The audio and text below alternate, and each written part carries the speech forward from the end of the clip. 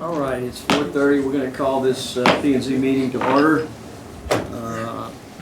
It's my understanding that we don't have the minutes. You're going to, That's correct. Working on a new agenda system to help run the meeting and the minutes and all of our record keeping.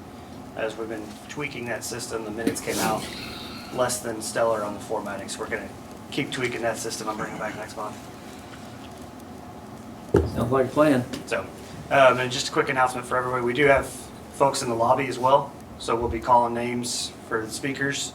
As we open the public hearing, we'll be calling for speakers. Be a slight time delay for those in the lobby, but Okay. we'll kind of work through that. So 2A has been pulled. We're not going to deal with 2A. Yes, 2A is withdrawn. So we don't have anyone that was going to speak on that. No, not to my knowledge. Okay, we're going to move on to 2B, Drew. 2B is preliminary plat for Brinks Crossing.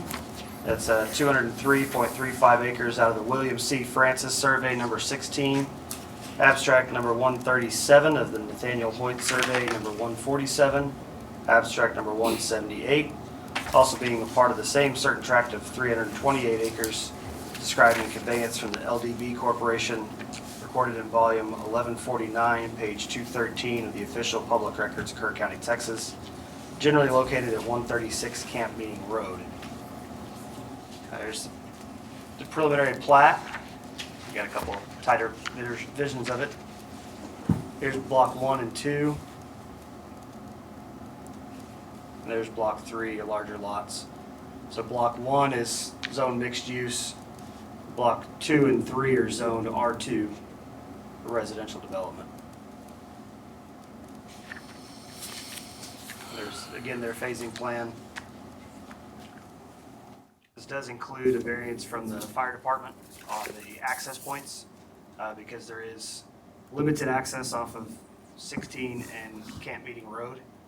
Did require a variance on the separation of those based on the depth of the property with those larger lots, larger residential lots, but that has been approved with fire marshal and fire chief. So where is the access? I see the access off Camp Meeting Road. Is there, On block 1. block 1, there's an access off of Sidney Baker as well? There we go. So there's one access here off of 16. Uh-huh. That'll be a private access through the development. That will connect across Camp Meeting Creek to the residential development here. Uh-huh. And then coming off Camp Meeting Road, that will connect and continue here to a 4-way intersection here. So one will be here at Camp Meeting Road. The second will be here through the mixed-use development. So that's going to be, going through the mixed-use development, is going to be a private road? It'll be a private access easement up until the creek. Okay. And then at the creek, it'll be a public street beyond that.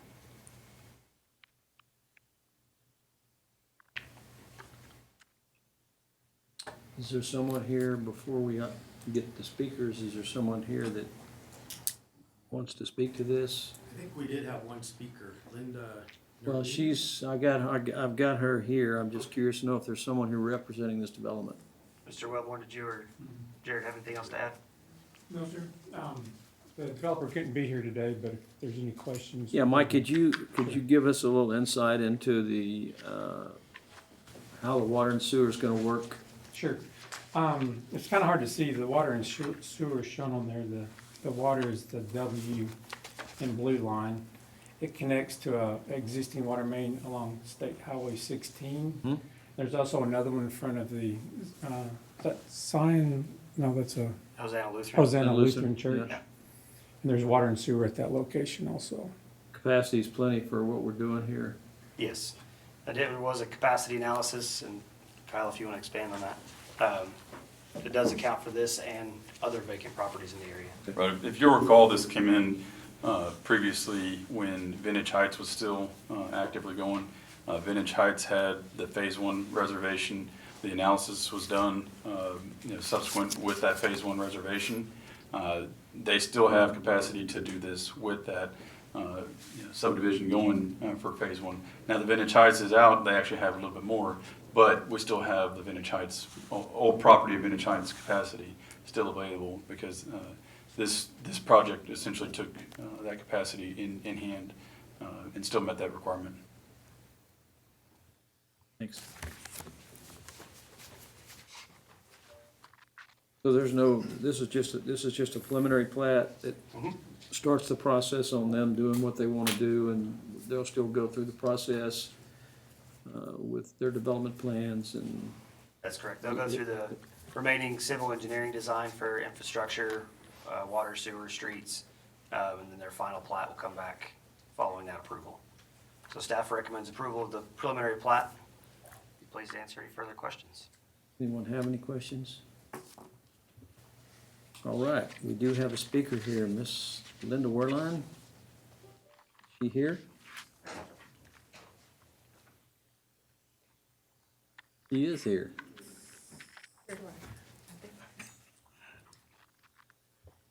The microphone. Sure. Good afternoon. My name's Linda Werline, and I live in Kerrville Hill Ranch Estates. And I have some public safety concerns, particularly around Camp Meeting Road. When you come down 16 and you turn into Camp Meeting Road, the traffic is going very fast. And you have to turn in, and that road isn't very wide. So some consideration should be given to that. As well as Camp Meeting Road is an easement, and half of it belongs to the city, and the other half belongs to the county. So has there been any coordination between the two to ensure the curbing, the drainage, and so forth has been done for this project? Also, have you connected with TxDOT? Has this project connected with TxDOT to look at getting a turn lane? Because as I said, the traffic comes very quickly, and if you have to be careful turning in, so it would need to be a turn lane, very similar to the one that is at River Hill Boulevard turning onto the highway. We currently have 50 residents in our subdivision. There will be 200 residents. So the traffic issues going up Camp Meeting Road will probably add an additional 400 cars at least, because most homes have 2 cars. So some consideration needs to be done to that, looking at the traffic issue. I noticed that there is nothing in the package on who owns it or who the developer is. There's going to be 120 smaller homes. Most of us in our subdivision have 5-acre lots. So I was wondering if there could be any consideration given to, since the lots are not compatible, some are 5-acre lots, but right outside the 5-acre lots are the 120 small lots. So could there be a green area put in there that separates the non-compatible homes? So those are the things that I have as concerns today. I would tell you that, and Drew can speak to this as well, those are all my thoughts. I drove and took a look at it, and I've already asked some of the questions about it. I would have further questions about the quality of the road and the access in and out, and is there going to be an ability to have some type of a turn lane or a blinking light. But what we're doing here today is just doing the preliminary plat, and I can tell you, just because the preliminary plat is approved, they have a long way to go before their final plat and their development is approved. And so you'll have the opportunity to come back and speak to that, and hopefully we'll get the questions that you have answered, because they will have to go through the process of setting this thing up and then coming back with a final plat, and they won't get the final plat unless they meet all the requirements the city's going to look for. And I tend to agree with you that I think traffic's going to be somewhat of a nightmare with all the homes that are going to be in there and only having really 1 or 2 ways to get out. And you're 100% correct. 16 traffic is horrendous trying to turn in or turn out. So. And our Kerrville Hills estate only has 1 way in and 1 way out. So we don't have a back road. So we're going to have to deal with this. Yes, ma'am. Well, again, we're just considering approval of the preliminary plat. And that's just the first step, and there's a lot of steps left that they have to do to get the approval to do the development. Okay, thank you for your. Thank you for your insight. So, can address a couple of those things. Ma'am? Sorry, you got my stuff. Golly gee, that would not be good. Sorry, thank you for your help. Sure. Address a few of those comments. They are accessing an existing street, so that would be typical whether it's in the city limits or outside the city limits, that portion of Camp Meeting Road. And they have provided 2 access points to help mitigate the traffic issues and access concerns for the number of lots being developed. So, Anybody else with any comments? Tell us about Block 1, excuse me. Block 1 is the mixed use, so it'll be commercial or allows commercial multifamily mixed use type development. Block 2 is the traditional single family, the green one that you see on the plat here. And Block 3 are the large lots, and those will be served by city water and septic systems approved by the county. Based on the density and the topography, sewer wasn't the best option in that location. So anyway, at the end of the day, the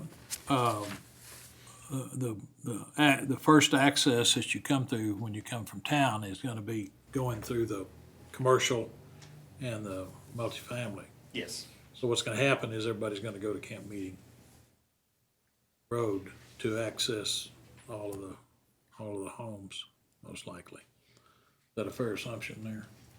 That's possible. I mean, it depends on kind of what habits they're used to, where they're headed, what makes more sense. But they do have multiple options to come out of that neighborhood now.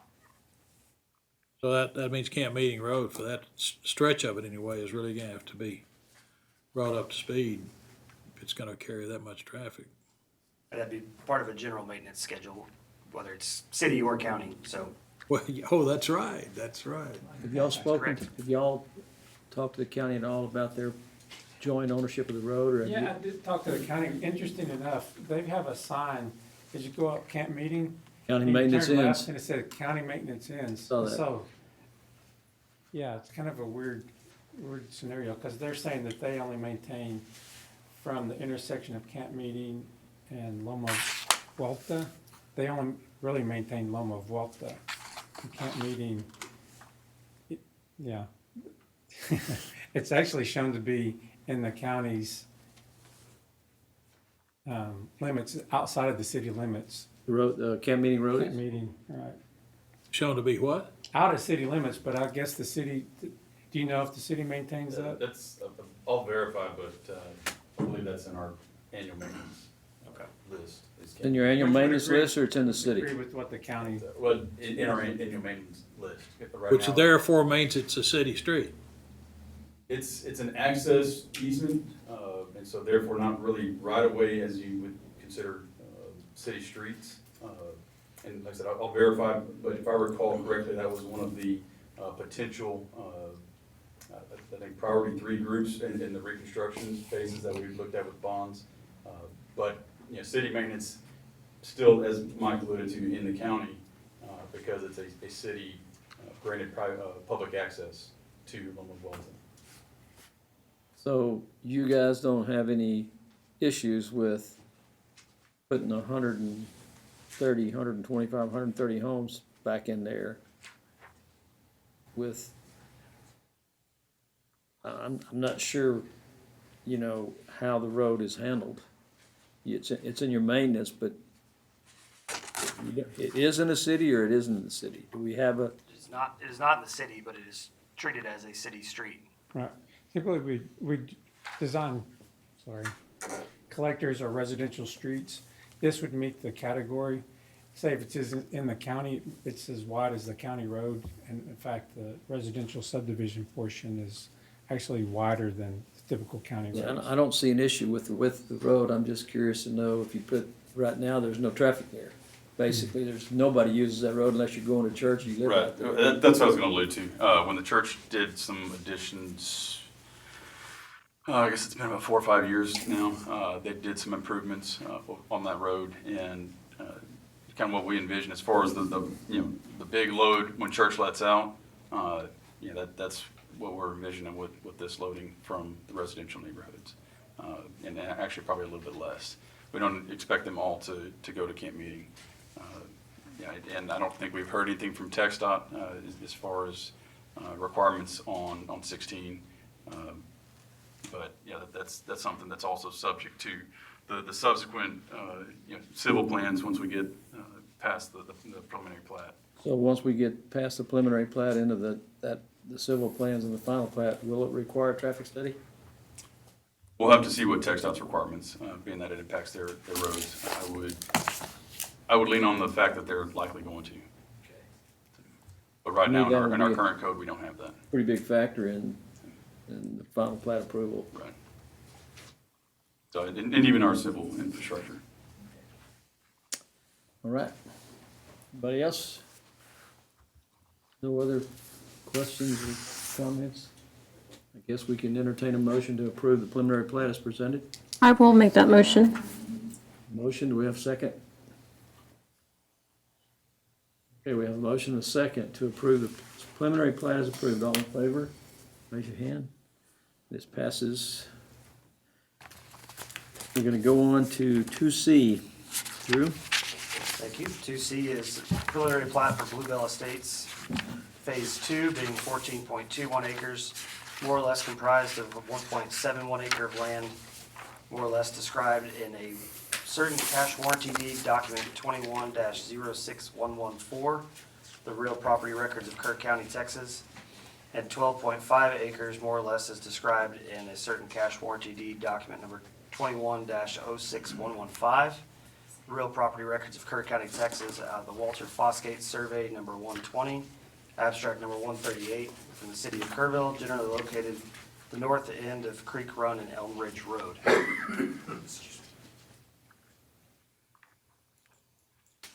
There we go. There we go. And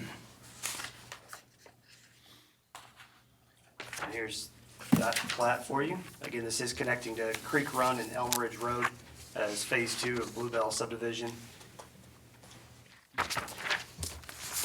Can you go back to that previous map?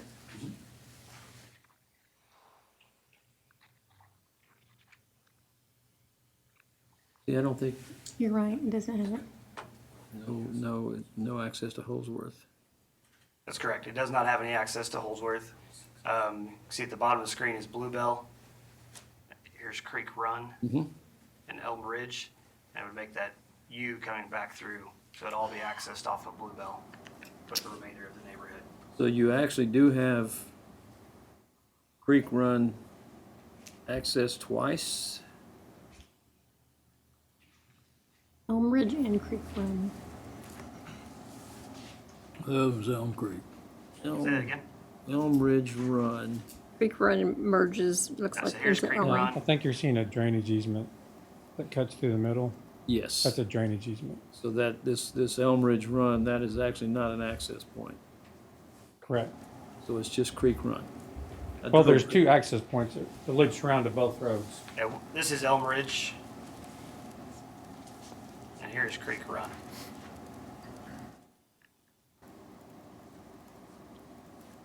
So So that Creek Run will start here, and that is the only way in and out of the subdivision, correct? loops around to Elm Ridge. So there'll That's be, correct. this is a residential street over here, so there'll be two 2 residential streets, to get in and out. correct. Okay. Based on compliance with the subdivision ordinance, staff recommends approval of the preliminary plat. So is there someone here representing Bluebell Estates 2? Mr. Wellborn's here as well. I forgot last time. Mike Wellborn, 631 Water Street, Wellborn Engineering and Surveying. Yes, we did the engineering and surveying. The owners are here also if there's any questions you have for them. Well, obviously, we have a lot of interest in this right here because I have a lot of speakers on this. So does anyone, before we get to the speakers, guys, anybody have any comments or questions of Mike or the owners before we get to the speakers? Is there any chance at all of access to Holsworth? What? Is there a chance at all of access to Holsworth? Who owns that? No, actually, Holdsworth, when it was designed and went through TxDOT, it was designed and constructed with limited access, meaning there's only defined access points. Right, And even if we wanted to, it'd be impossible. It's like 25 feet of elevation difference from Holdsworth to this property. That's right where you see the blue line, that's Town Creek. The bridge comes all the way past Yeah, we almost the middle see of the that bridge. property where it butts Holdsworth. Okay, all right, and then the other side, yeah, the Town Creek, topo on that's just as bad or worse. worse. Yeah, and that is private property over there on the other side.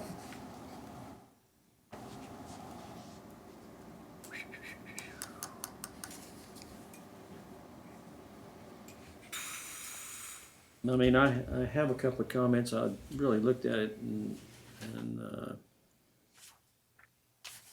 I would really access in and out of there with adding 43 houses back there could be a problem. It's a long way to get in and out of there. Not to be addressed what we're doing today, but was this originally, when this was originally done for larger lots and it was changed? Preliminary, the conceptual development? So I don't have the original preliminary plat, but it was designed in a similar fashion. They were larger than some of these lots. Again, some of these are 5,000 square foot, or right around 5,000 square foot, all consistent within R1. As you can see, well, most of this neighborhood, as you know, access is through Bluebell.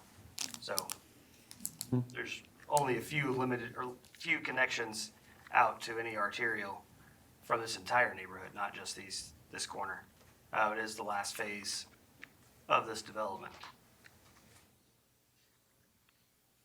Anybody else? Okay, we have Heath, I think Heath Gregory, 1021 Elm Ridge. Is Heath here?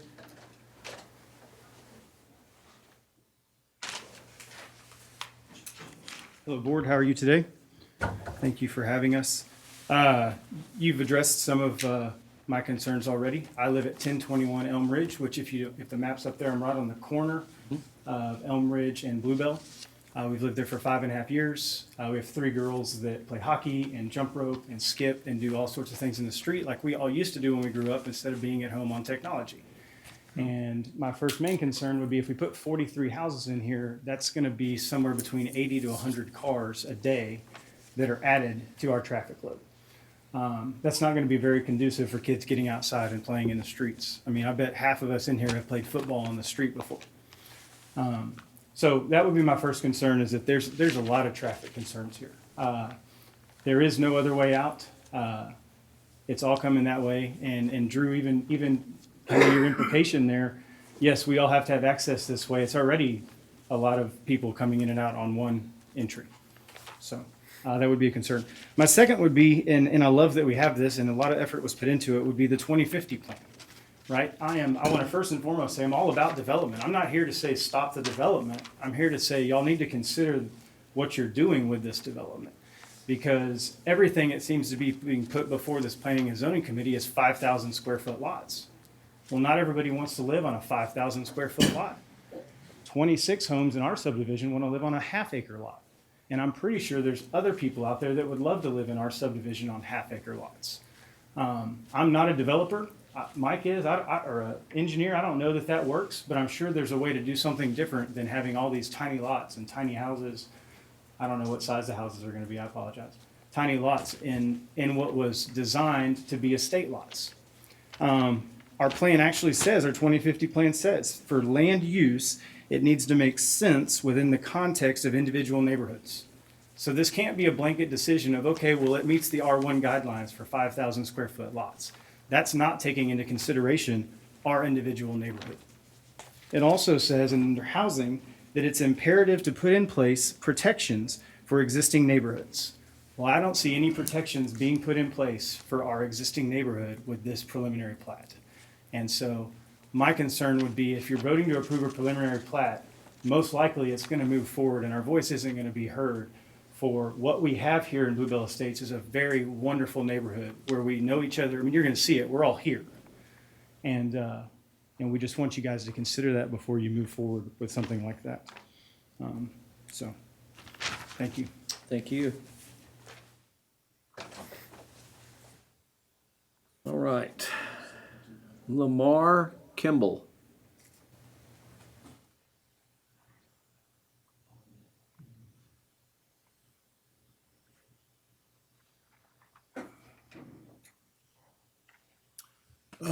Thank you, Lamar Kimball. I guess I was the last. What's your address, house- Mr. Kimball, just for the record? Pardon? Your address, sir? Oh, 1024 Elm Ridge Okay. in Bluebell Estates. Yes, sir. I guess I was the last house built there, and when I looked at that property there, I liked the size of the houses, the size of the lots, and all those lots in there. I don't know if there's a lot in there less than 100 foot in front. And when I saw and I looked at the end of the street there where all the vacant land was at the time, and I didn't have any feelings about not having, not building out on that, but I was hoping it would be like the rest of the Bluebell Estate, at least 100-foot lots. And as we all know, that'll be a big traffic problem, and they'll just change the neighborhood. And hopefully, they'll find we'll find some way to get those lots larger, where we can have the neighborhood will stay kind of like it is. That's about that was my big concern. So I thank you. Yes, sir. Thank you.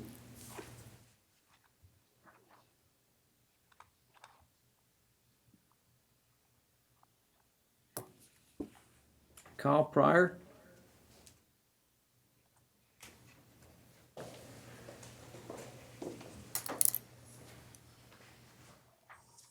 Well, I'm Kyle Frio, Rio, I'm 1045, sorry. 1045 Elm Ridge. I'm the president of the Bluebell Estates Homeowner Association. I also co-developed Bluebell Estates with Steve Huser back in 96 to about 98. And they're right, it was designed for the continuation of what we have there. It was never anticipated it would have the density of what they're proposing to do. It's in this entire, not just in the Bluebell neighborhood, but in that entire neighborhood, there are no 50-foot lots. There's 60, 70, 80, 100 in all the surrounding area. So we're trying to put a 50-foot lot in the middle of what is not a 50-foot lot neighborhood. We have actually quite a few concerns about it. And I don't know, did y'all get a couple pages of paper that had a list of items that we have seen that may be issues? The density, we have 14.68 acres in Bluebell 1. And of course, I really have trouble referring to this as Bluebell 2 because to me it's not a second phase, it's not a continuation of what we're doing. But we did 26 lots on 14.68 acres. This proposal is 43 lots on a little less acreage, 14.21 acres. So you're increasing the density tremendously in there. This property has had drainage issues before. There's drainage that comes in all the way from Harper Road that goes across this property. I don't see any detention pond. We are required to put in a detention pond so we wouldn't flood Town Creek in heavy rain.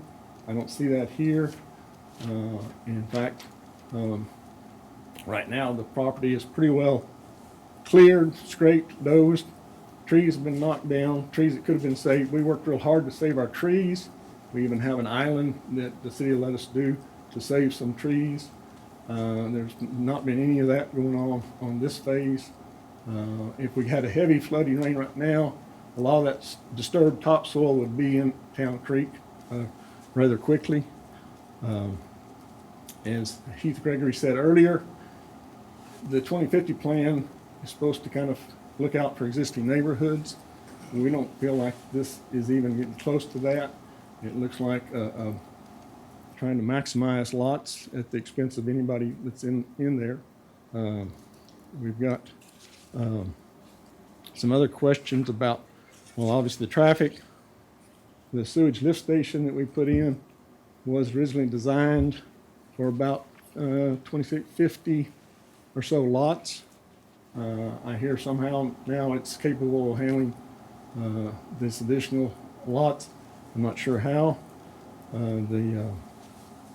The drainage, open drainage on this property is along, it goes all the way through the property. That can lead to problems with ponding, not being maintained, creating other issues in the neighborhood where kids will be and all that. So it's not a good design, I don't think, for drainage. We really tried to create a good neighborhood down there that, people wanted to have some lots that were bigger, something that you could actually build a house on that you wanted to, and not get dictated. A 50-foot lot with setbacks, garage, you basically have room for a garage and a front door. And that's not the look. I invite any of y'all to come down there and drive that neighborhood and look. We've really kept the character. We don't have there's no cookie cutters down there. It's a very much desired neighborhood, and we have a lot of proud residents. And I'd be happy to answer any questions, especially as it pertains to the Bluebell Estates subdivision itself. So I have a question for you. If you were involved in the original development, you said, when the original development started in the front, was it based on any thoughts or any ideas about what would be in the back? Oh, yeah. No, we had to do a full design, even though we had only bought the front part. We had to do a full design plan to show how the rest of it would be developed. And it was putting about 25 to 26 lots in the back. The tract, that was pre-Holsworth Day. The tract actually cornered out up there that you can see. So in Holsworth, there was a taking, and they cut the acreage down for that. But it was a similar loop, but then the lots were cut much bigger. And, you're talking about some of these little lots they got are almost three to one, in terms of, we have one lot, one house. I think they can have 3 lots, 3 houses, and it's a very much different look, and will have an impact, I think, negative impact on our existing homes. But, So when evidently Bluebell Estates was done in 2 phases, phase 1 and phase 2. there's only been one phase. I'm saying it was originally master planned for phase 1 and phase, planned yes. for a phase 2? Excuse me? Planned for a phase 2 when phase 1 was done? We did. The economics didn't make sense due to the extensive drainage work and other things that were in place. Was there any, I don't know, I'm just asking the question, when phase 1 was approved, was there any thought about phase 1 was approved because phase 2 was planned to be bigger homes? Is that, again, you guys are the experts, I'm asking the question because if there was some thought about, we're gonna approve Bluebell Estates phase 1 now as these size homes, and then Bluebell 2 is gonna be this size home when we do it, did that have anything to do with Bluebell phase 1 being approved? I can't speak directly to that since I wasn't here at that time. Just a question, I'm just. And generally, the preliminary plat was approved, so the final design of phase 2, to my knowledge, was never completed. It was just the preliminary plat showing the entire development. Okay, so you had a preliminary plat that showed phase 1 and phase 2 and showed phase 2 being lots of twice the size or something like that? Right. When phase 1 was approved? And then phase 1 continued through the development process and completion. And we did have to address a lot of issues that would be in phase 2 as we were required. Larry Vetter was the planning director at that time. As far as access, potential access to Holdsworth, potential access to Temple Drive, drainage capacity that we did up here so it would cover the second phase if we did it. So it was very much, we had to do that to be able to do phase one. They required us to do the whole master plan. the So whole we have a thing. new developer on phase two? Oh, yeah, absolutely. We don't have anything to do with the phase two land. That was my question. Okay. Anybody else? Yes, sir. When you sold the phase two land, whatever, I mean, your entity owned it or? No, sir. No, sir. We never acquired phase two land. The Bamble family owned all that land and then they sold it to a company called Nava, who the current developers bought it from. But yeah, you guys had to come up with a plan? Yes. Yeah, when we started on it, we hadn't acquired actually the phase one land either. We were having to go through preliminaries. You had some Make it apples, work. you could have a, yeah, okay. Yeah. Okay, so any of these requirements that were put on this phase two flow through to the next ownership, or, they were making plans for land they did not quote unquote own. So the How does preliminary, that process work, or is that process still in place? the preliminary plat did expire, so now it's being treated as raw land again, so we're starting over with the new preliminary plat. Okay, all right. Is there any, again, I'm not an expert in development. Is there any thought that had this 43 lots been planned back there when the preliminary plat was submitted, that maybe it wouldn't have been approved because of street capacity and things like that? Not to my knowledge. Okay. The subdivision code addresses, your typical minimum street standards, and that doesn't take into account number of lots. There's not a collector directly to this neighborhood. And the R1 zoning standards have changed slightly since then, but not to the extent that these two phases differ. All right. And the traffic does all bottleneck out to Bluebell where sir. it intersects Lake Drive. I drove over and took a look at it. Trust me, that would be a concern I would have. Yeah. Thank Any you. other questions? Anybody else? Thank you. Mike Graxiola.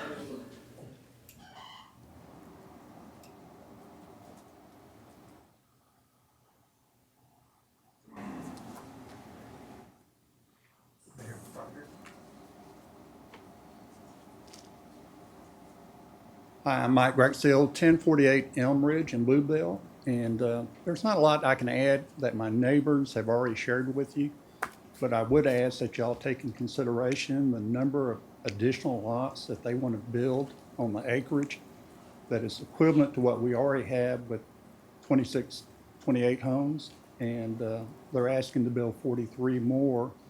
And I think you got to take into consideration that road, one way in, one way out, and also will the sewer lift station handle that many additional homes without added expense to the city? So, appreciate your time. Thank you.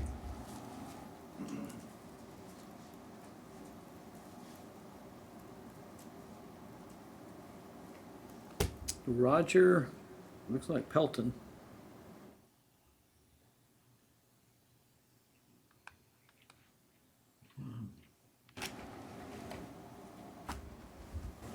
I'm Roger Pelton. I live at 1016 Creek Run. Lived there for 23 years, back when there was just a handful of homes. And yes, I did see and was aware of the phase two potential down there, but it was the same size lots, and it was never developed due to Kyle said the economics weren't there because of the property. But I think all of us who bought homes there and moved there assumed, based on the phase two drawings that we were shown as part of our homeowners association, that they would be similar lots with similar kind of homes and similar kind of building restrictions. But it truly is a wonderful neighborhood, and I don't believe the developers would have any problem at all selling lots at the same size they are now. I understand if building a lot more lots may potentially could be more money, but I don't know. I think it would ruin the look of the the neighborhood and the streets. I don't know if the fire marshal has been checked on it's one little road that comes down in there.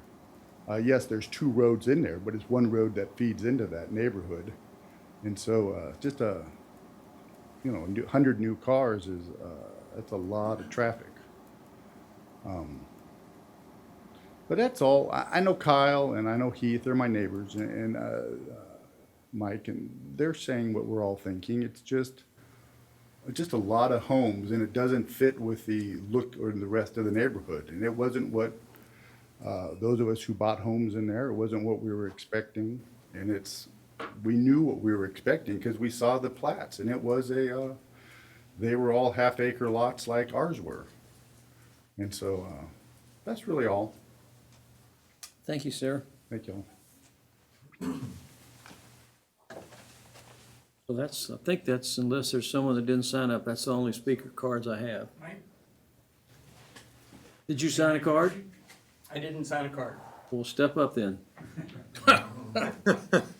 David Jones told me to let you speak. Thank you. Bruce Strachey, 615 Earl Garrett. I don't represent any dog in this fight. I was the broker on the sale of the transaction. So like Mr. Prio said, Mr. Hooser and Mr. Prio never owned this property. There were never any restrictions put on this property.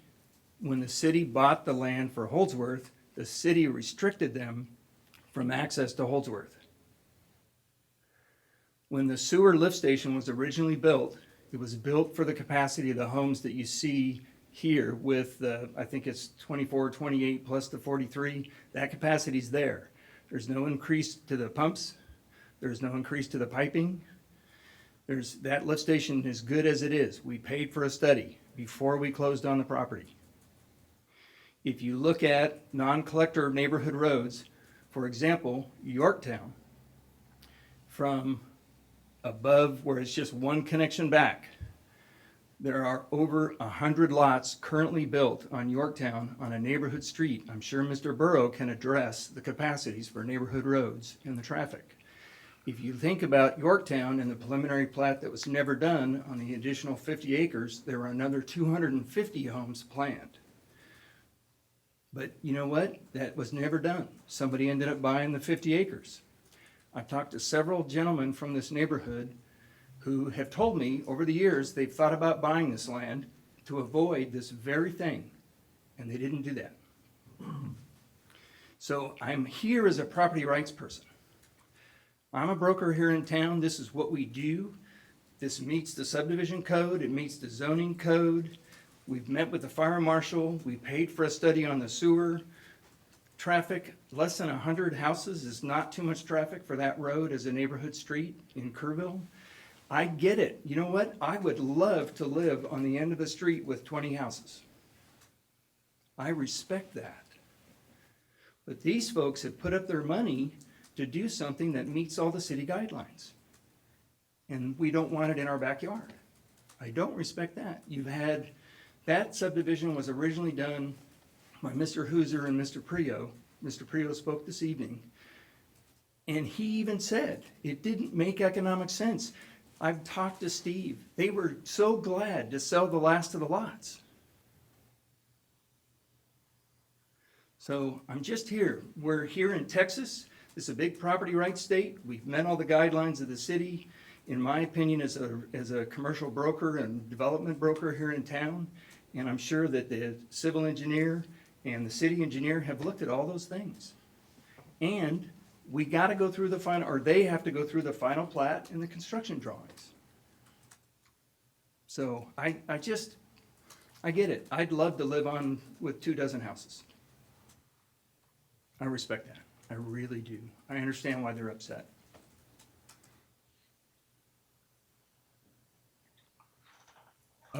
Just as an aside, the point you brought up, Bruce, about this, the text dot said no access. It's not the city. This deed is signed by the city. Sir? The city signed the deed. So I don't know what conversation went on with TxDOT. When I look at the deed, and I have it, I can pull it up right now if you'd like, it's signed by the city of Kerrville. So the Drew? TxDOT may have told the city to do that, but the land was actually sold to the city of Kerrville. Oh, the land, okay. The land. I'm talking about access, this is an aside. I'm talking about access off Holsworth. Yeah. Okay, We're that's talking a about the same thing. TxDOT directive. That does not, the city It was based on the design of the road. The city owns the road. owns the road. That's correct. But He owns Holsworth Drive? Yes. it just comes up all the time. I don't know. Again, Mike Wellborn, 631 Water Street. So this is like a 80-20 match with TxDOT funds. Thank you. 10 million by TxDOT, it was like 2 million by the city of Kerrville. Okay. That's And so- Holsworth, Mike, is that what you're saying? Yes, sir. And so that had to be built according to their standards. They had certain guidelines on what could and couldn't be done. That was one of the things built into the agreement. Okay, all right. Well, I'm just, somebody's evil and now we know it's TxDOT, okay? 80% of it is. All I know is recorded at the county, the city side. Gotcha. Okay. I said, this is an aside. Now let's get back specifically to this case. Again, the same thing. In your due diligence, did you find anything about this original plat? Which, when was it pulled, or did it quote unquote die? Or what, I mean, these people, and it sounds like rightfully so, had full expectation that it would be built with this size duplicate lot. I disagree with that. That plat was never recorded. It's not public knowledge. And so there's no constructive notice for that preliminary plat. And that plat died years ago. Okay. And it died years ago by a developer who never owned the land, who admittedly couldn't afford to do it. Okay. All right. I'm seeking clarity here. Yeah, no, okay? I get it. And So- where are we now with this same? So where was But the? David, where to was- answer your Wait a minute, question. Mike. Wait a minute. Where are we now in 2050 and what we're doing in terms of knowledge of plats dying? That's the first time I heard that as a phrase. So a preliminary plat does expire after 3 years if it has not been continued or gone through the construction phase and the final plat. Okay. All right. So, And since it is not recorded, it does not obtain its Oh, I full- understand that Yeah, completely. Yeah. It doesn't have its full entitlement, so it is a concept plan of sorts for the developer to keep moving forward with that project. so in essence, what we're talking about is Bluebell Phase 1 was a plat, Bluebell Phase 2 was a concept, that this is what we think we're gonna do here. Good work. That's correct. And the people that bought into Bluebell Phase 1 just assumed that Phase 2 was gonna be a continuation of the characteristics of the neighborhood. Is that what you were saying? Yes. All right. But we did do our due diligence there. Yeah. Oh, We- there was no indictment whatsoever, Okay. Steve. I mean, Bruce. I yeah. I just was seeking clarity. No, I get it. I appreciate you Thank asking. Do you have more to say? Yeah. I understand Bruce's position. He brokered the property, so you kind of got to, look at that too. TxDOT did, the city made us go to TxDOT to find out if you could put a road into Holsworth. And obviously you can't. You've seen the road. It is elevated quite a bit. Plus they do not allow access that close off of bridge. So that was answered back when we started on this, back in 96, 97. So that's true. The development, part of what we're saying is not just the phases and the master plan and all that, but in what I feel is like keeping with the spirit of Kerrville 2050 of how we're supposed to protect and pay attention to what existing development is and how stuff fits together and meshes. This doesn't mesh.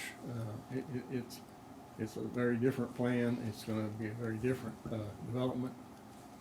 So not only is it not in accordance with what our master plan was, but it also doesn't fit, the entire neighborhood, not just the Bluebell neighborhood. Thank you. Anybody have any comments? Well, I'm conflicted. I I agree with Mr. Strachey. This is a piece of property. There was never a plat filed. There was a concept. But it meets all the requirements of a subdivision as it is today.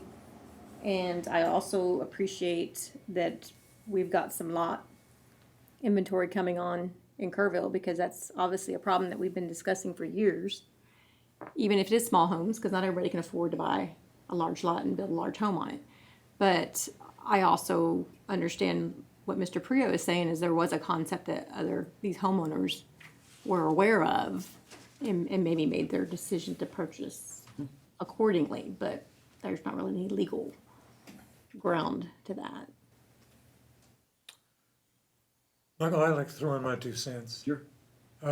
Looked at this plat and was alarmed because this is a very unique piece of property, very isolated. You know, Holsworth on the north, the creek on the east, existing subdivisions on the west. One road in and one road out. I saw a traffic impact and challenged P&Z staff about what we knew about it. Got the answer back that traffic analysis was probably done way back when, and I would think that was probably based on the other 14 acres being another 25 or so homes. So I really feel like there's traffic impact to throw this many houses. But the other issue that we haven't really talked about yet is drainage. You're putting in 14 acres, you're putting in 140 roofs, driveways and streets. You got a lot of impervious cover there. Your watershed come along. In this area, as I think someone mentioned, already has some watershed problems. Water flows down Bluebell into these 2 streets, Creek Run and Elm Ridge, and currently go out on that empty land. Well, that happens tomorrow when this is all built out. Where's all this water gonna go? I'm looking at the drawings and wondering, where is the water runoff structure? Do we have anything on this plat that addresses that? Typically, the preliminary plat, does not have a full drainage design. Yeah. They have accommodated some drainage easements. Mr. Wellborn, if you want Correct. to speak Yeah, to that. if you look on this map, what we see on the overhead right here, there's a white line kind of going through the bottom fifth of the property. That's actually a drainage ditch in that area, and so we've identified that as a potential, not a potential, but as the drainage easement in the main drainage system, so that will be conveying the drainage from the entire site. Into Town Creek? Yes, sir, into Town Creek. Okay. I guess I fall back. 20 years ago, or 21 years ago, I moved to Kerrville. And a year after I came, there was a lot of rain for several days, and a lot of it was centered north of here, and Town Creek caught a lot of that runoff, and it was really running full. So, not that that's gonna happen tomorrow, or it may never happen again, but you still gotta take into account that if you're already in a situation where you got heavy rain, Town Creek could be running full, and it's just more problems downstream. And I would point out too, in talking about drainage, there's a subdivision up north, Temple Heights, I think it is. Temple Street, if you can see on the map, it's hard to see, but it dumps right into that private land area, not in the land that we're talking about today. And so you got drainage from up above flowing into this area. There's got to be real drainage issues here that I realize we're not addressing them today, but it's a concern. Anyway, between the two, I'll be quite honest, I can't vote to accept this. Is the owner, the developer here? Mike, you said the owners were here? Yes. Can you step up? Jonathan Meyer, 200 Scenic Valley. Yes, sir. Jonathan, when you guys, were you ever privy to what the previous conceptual site plan was with No, I 25 or wasn't. 26 homes? No, sir. I'm assuming the way you've developed this is to maximize the amount of lots you can do on the property, as Sure. any developer would? We could get more. We could put more on there. Okay. Appreciate it, thanks. Yes, sir. Let me say one more thing, Sure. please. So I'm an insurance agent in town, and the plat clearly shows that several of those lots are in the floodplain, right? Which is gonna require flood insurance for all of those houses. We're talking about affordable housing, and so I don't expect that y'all are coming in and wanna build 1,200 square foot houses. We're not doing affordable housing Okay. there. Okay, so, well, no housing for, let's say you build an 1,800 square foot house there, we all know that's gonna be a $400,000 house right now with the cost of building. You tack flood insurance, you tack our property taxes on it, and so you're looking at $300 to $3,500 a month for your house payment, for a mortgage, right? The average median income in Kerrville is $53,000. Okay, so we're attracting people who have money to Kerrville that are moving away from a city where they lived right next door to somebody and want to live in a place where they have space. That's why Comanche Trace is filling up, right? I picked inside the city. I picked this neighborhood because of the school district, because I'm right next to Starkey Elementary. My kids can walk down Bluebell to school and ride their bikes. So we can't, I feel like that has to be taken. I get it as a developer, like the intent is like, how, can we make money on this deal? And we're all for improving our community. But I haven't heard that being said. We've mentioned the 2050 plan. It's like we've forgotten that, like, hey, it's not just about making money. It's actually about making Kerrville a better place to live and making it a better community. And living right next door to somebody, see 10-foot setbacks, I could theoretically be 20 feet from my neighbor. That's not building a better community. So I just wanted to share that. Those are all passionate concerns, but unfortunately, they really have nothing to do with what we're trying to decide here. And I can tell you, I live in Comanche Trace, and unfortunately, that's what's going on in Comanche Trace, is what started off to be estate lots has now become 2,500 square foot homes this close together, because that's what the market is, and that's what's selling, so. But you're in a position to make that not happen. No, that's not true. I mean, we have an obligation to, I agree with you 100%. I would like to vote against this because I think that this is not, we use the 2050 plan. I hear the city council and everybody else use the 2050 plan all the time to justify everything we're doing in Kerrville, because that's what the 2050 plan was supposed to be. And I 100% agree with you that the 2050 plan should protect existing neighborhoods. But we don't have the right, I don't have the right to vote what I would like or what I think is right. And like Bruce said, they bought the property, it's zoned for what they want to do, it carries everything, all the requirements, they're doing exactly what they're allowed to do in there. And as much as I would love to vote against it, and I may vote against it when the final plat comes if it doesn't change a little bit, we have a responsibility. We can't just say, hey, I don't like what they're doing, if they have the right to do it, and take that right away. We just can't do it. I mean, that's my personal view on this. So we don't have the right to say, no, you can't do that because we don't like it. So We don't think it's, as the planning and zoning committee, y'all don't have the right to say, hey, we need to refigure this before it's a preliminary plan? absolutely not. We don't I have. can address that. Yeah, go ahead, Drew. State law for preliminary plats and final plats, your obligation is to approve them if they comply with the subdivision code, which include, in our code, includes the zoning code. This development as drawn does comply with both of those codes, therefore it should be approved. And You would have to have a finding that shows it is deficient to code I understand. in order to deny it. I absolutely understand. And it's unfortunate, but that's the world we live in. And Bruce is, I don't agree with Bruce about the neighborhood, but I agree with what he says. This is a property rights state. They did all their due diligence. They bought the property based on what they were allowed to do, and we don't, I'm only one vote, but I don't have the right to tell them, no, you can't do what law allows you to do. So anyway, is there any other comments or Guys, anything else? If not, yes, sir. Adam Yinsky, 631 Water Street. I've known Kyle my whole life. I'm one of the developers on this deal. I've talked to Kyle and assured him that it would be a nice development. I actually talked to him about the restrictions that's currently on Bluebell 1. So we're just trying to follow that and kind of do the same concept of what they've done to start with. Nice houses. It's not affordable housing.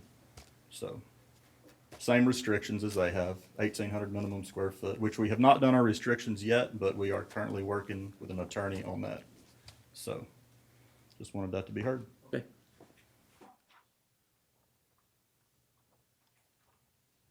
Anybody else need to be heard? All right. I think we've all expressed what our personal opinion is here about this. We're conflicted about what we're doing, but I will, that being said, entertain a motion to approve the preliminary plat as presented. Based on it meeting all the requirements, I'll make that motion. So I have a motion. Do I have a second? So we have a motion and a second. All in favor? Raise your hand. All opposed? So the motion passes. All right. Thank you.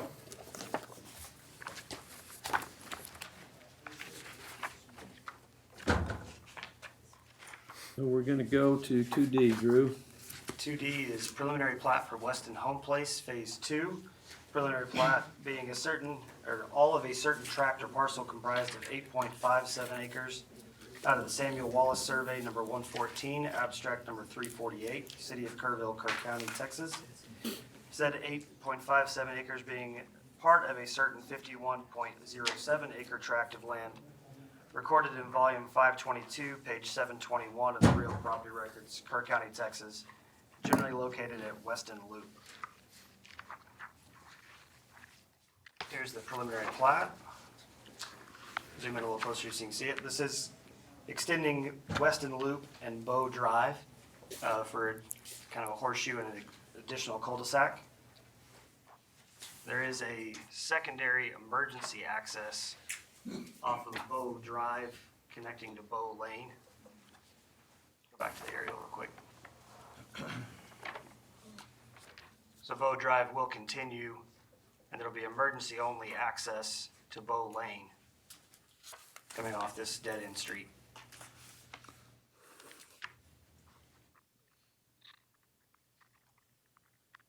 Staff recommends the case, or recommends preliminary plat for approval based on compliance with the subdivision ordinance.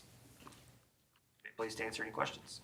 So I don't have any speakers' cards here. Is there anyone that wishes to speak on this? Questions from the staff, from the commissioners? This one makes good sense. Define, this access to Bow Lane, what did you call it? It's emergency access only. Emergency? Yes, so for emergency services, fire department would have access here so that there is secondary ingress egress access. Like gated or? Yes, it would be proposed to have a Knox box lock and gate at that location. Say again? A Knox lock and gate. So it'll limit access just to emergency vehicles? Yes, sir. Correct.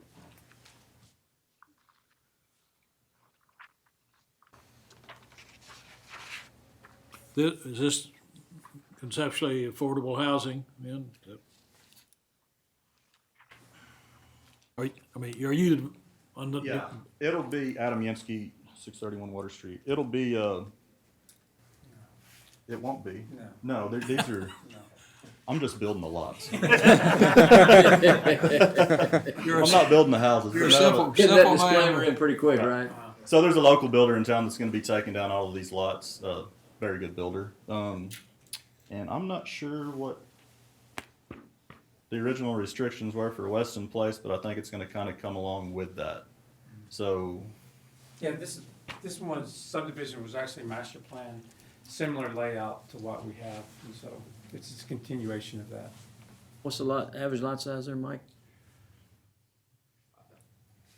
I wanna 5,000, they're 5,000 or greater. We're actually allowed to go down to 4,500 on this one, so they're they're larger than the minimum. What size of those lots on Bow Lane do you happen to know? You have a better eye? Looks like about the same size as, I think they're a little bigger. yeah, it looked like we're about the same size as, you can see some of the adjacent lots to it, right below lot 45. I mean, we're actually looks like we're maybe a little bit wider than them. Okay. Yeah, those are 4 Yeah, years probably old, 5 years 5,000 old. square yeah. feet, yes, sir.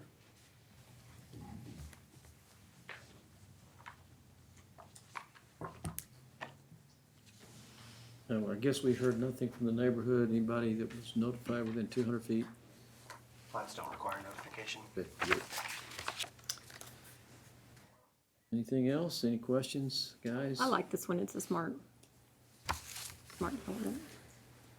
Infill, I said I like this. I think it's well designed. I do. There's 1,700 plus square foot.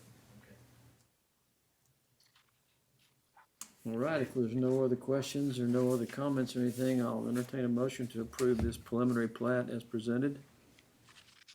I'll make that motion. I have a motion. Do we have a second?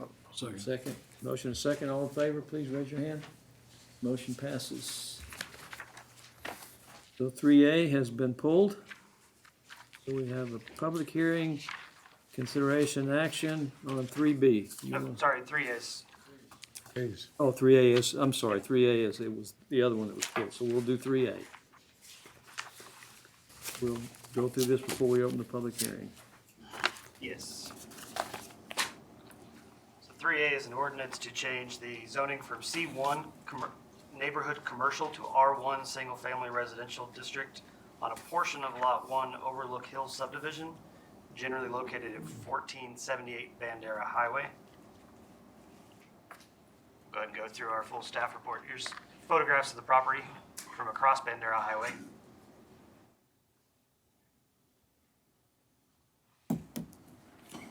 Can you go back to the previous one, Drew? So it's in the solid red line? It is a portion of that. So the solid red line is Lot 1 of this subdivision. Uh-huh. I'll show you a better exhibit in a second, but roughly, if you carry this line across the property, Uh-huh. we're talking about this back hillside portion of the property. Okay, Hatches. That's correct. Mr. Hatch's property. Give me just 1 second, I'll get to a better exhibit. Okay. So here's the property. You can see partial clearing where the development is going to occur. The hillside going up to the neighborhood is what we're rezoning. Sorry, these are large pictures. It's taking a second.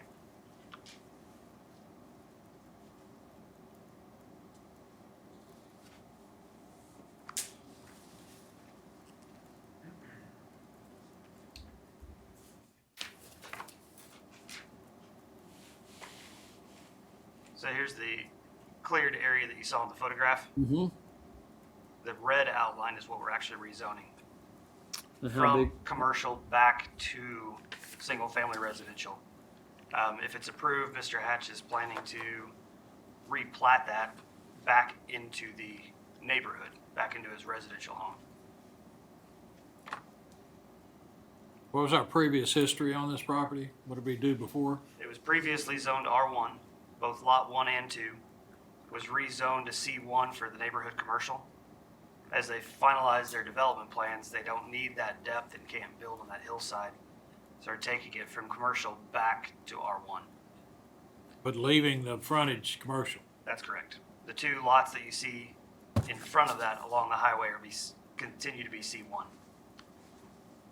There's a little larger, wider angle view. Mm-hmm.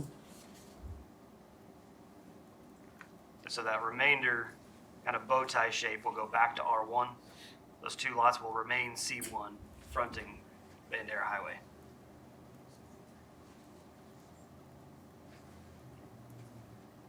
It is part of the neighborhood residential on the future land use plan. There was no change to that with the commercial zoning since it's neighborhood commercial. And there's the survey exhibit of that. Did send out 12 letters in July 19th, or excuse me, yeah, July 19th. advertised in the Daily Times. Subject property is within the neighborhood residential area of the comprehensive plan. No traffic impact is anticipated since it's largely undevelopable on that hillside. And no parking anticipated for the lot. Staff recommends approval of the case based on consistency with the Kerrville 2050 plan and the zoning. I'd be pleased to answer any questions before or after public hearing. So you're going from C1 back to R1. That's correct. What is the reason? Not that it matters, I'm just curious. I think Mr. Hatch would have to answer that, but Okay. like I said, obviously it's not developable based Right. on the topography, or at least not for the commercial development. So it was not necessary.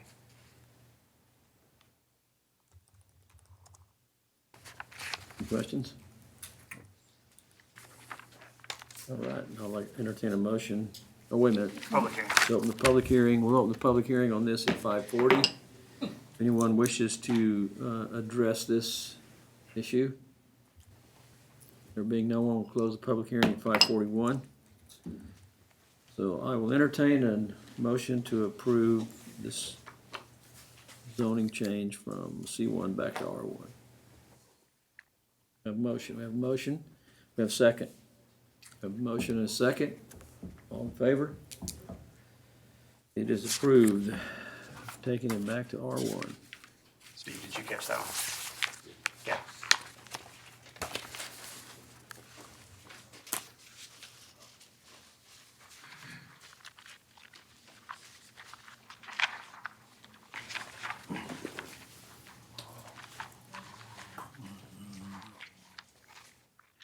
So we're gonna go to 3B, an ordinance to annex into the city of Kerrville's incorporated limits with a zoning classification of R1, single-family residential district. Following parcels. Go ahead, Drew. This is an ordinance to annex into the city limits, the classification of R1, 15.925 acres, within a certain 328 acre tract of land situated in the Florentine Laura Survey number 123, abstract 225, Kerr County, Texas, and approximately 0.651 acres out of lot 61 of the Heights Kerrville Subdivision, Kerr County, Texas, approximately 0.274 acres of right-of-way of Coronado Drive, and a change to the zoning on approximately 1.499 acres of a portion of lot 61 of the Heights Kerrville Subdivision from residential estates to R1 single-family residential, consisting of property located at 700 and 701 Coronado Drive. Here's some photographs looking up and down Coronado Drive. Looking directly at the property across Coronado Drive. And here's the two dead ends that go into the Village Glen subdivision that they're connecting to. I kind of explain this exhibit. So we have a couple different moving parts here. There's the 15 acres in gray here to be annexed. A portion of Coronado Drive is actually outside the city limits. And a portion of lot 61 is currently outside the city limits. So the ordinance is annexing all of the areas shaded in gray. This area with the red line hatch is currently zoned residential estates, and we're rezoning that to R1 single family. And then this portion of the development is currently inside the city limits and already zoned R1.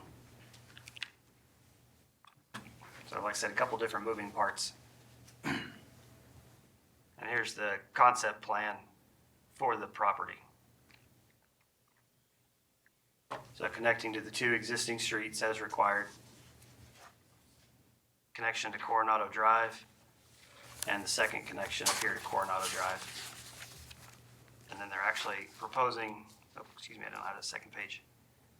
This is that portion, or that, a portion of lot 61, dividing that into standard single-family lots instead of the residential estate lot. It was originally platted with the Heights.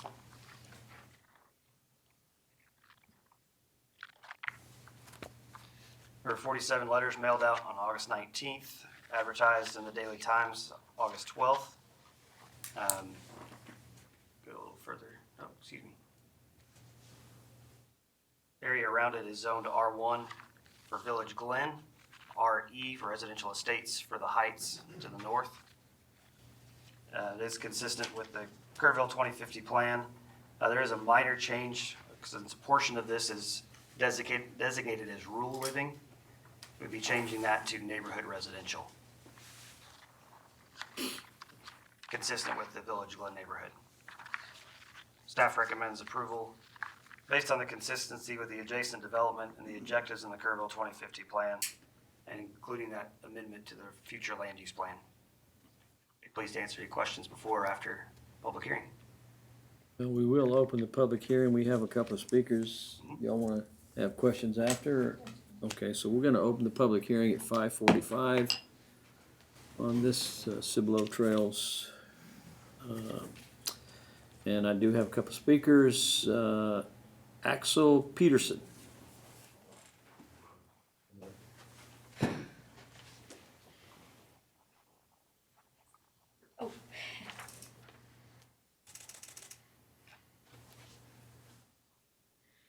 Hello, my name is Axel Peterson. I am 12 years old and I'm a Boy Scout in the local Troop 111. I live at 1728 Mountain Laurel, and I have some concerns about the change in zoning and subsequent future houses that will be built on Lot 700 and wanted to voice them. Every morning, my family eats in our little breakfast nook and observes the birds. We watch them peacefully, and occasionally other creatures show up as well. This is a pleasant experience, and I feel like the development on the lot will displace those wonderful creatures. On the occasional stroll we sometimes take, my family spots all sorts of evidence in the wildlife, like bird nests and tracks in Lot 700. If these proposed houses would be built, the developer would have to chop down a large amount of trees and in turn would displace hundreds of wild animals, as well as killing creatures before they hatch and leaving the live ones very vulnerable. This lot is also the main residential area for a number of axis and white-tailed deer, having peaceful and stable lives, as well as more predatory animals like raccoons and foxes that get to hunt in peace without a lot of human intervention. They will be pushed out of the area and would have to start relying more on humans invading yards to find good food now that the natural supply would be destroyed.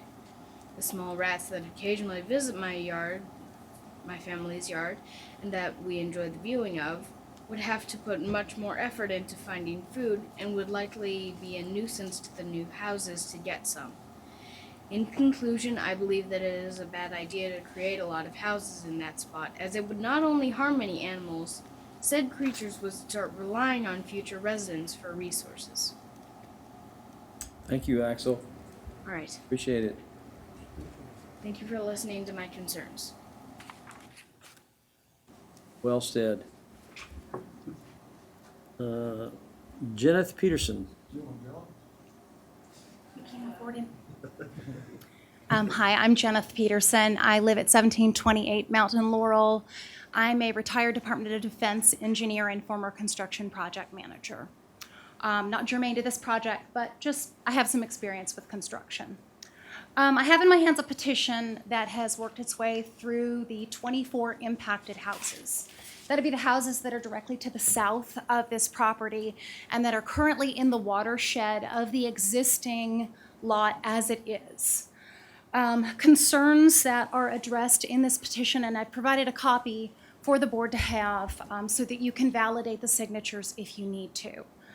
Existing structures on the north side of Mountain Laurel have already had individually managed sheet flow from Lot 700. Many of those properties have had to install their own French drains and retaining walls to hold that hill up to keep that lot from sliding into our backyards.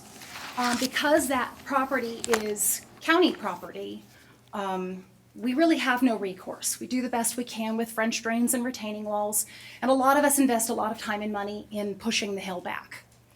The existing homes on the south side of Mountain Laurel, again, I'm mainly talking about the 1700 block. If you're familiar with that neighborhood at all, you'll know that there's a 100-year floodplain behind those houses. Those residences already have difficulty obtaining mortgages and homeowners insurance because of the amount of water that comes through their backyards. Because of the nature of this preliminary plat, there is no addressing stormwater concerns in the preliminary plat. So we can only assume that once that land is scraped of vegetation, plants, trees, everything that's absorbing water on that lot right now is gonna go away. And our neighborhood south of there, we incredibly negatively impacted. I don't know if you've gotten a chance to see the preliminary plats. There's a 12% grade from the proposed lots down into our backyards. That's not anything to ignore. That's a severe drop, and as soon as heavy equipment starts rolling through that neighborhood, knocking away vegetation, starting the construction process, it doesn't matter how many silt fences you put up for your SWIP, we're still gonna get water, and we're gonna get lots of it. I'm gonna quote the maligned 2050 plan. I know you guys have already decided that that's not law, but there was something interesting that I read. And it said that no local government should undertake the process of annexation without careful thought, because while the decision to annex property will ultimately give the city more control over what occurs in the newly annexed territory, it also brings additional obligations to the city, such as the requirement to extend or upgrade utilities where they may currently not exist or may be undersized. When the city takes on this land, you take on the albatross that is the stormwater management of that lot, or lack thereof. I'm going to disagree with your staff's assessment that this is in keeping with the 2050 plan.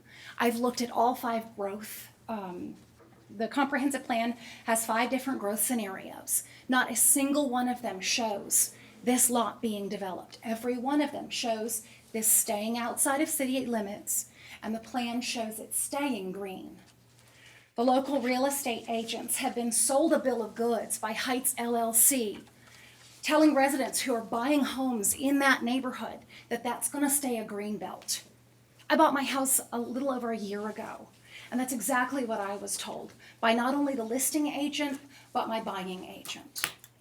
The city's plan and the real estate community have been selling this space as green space.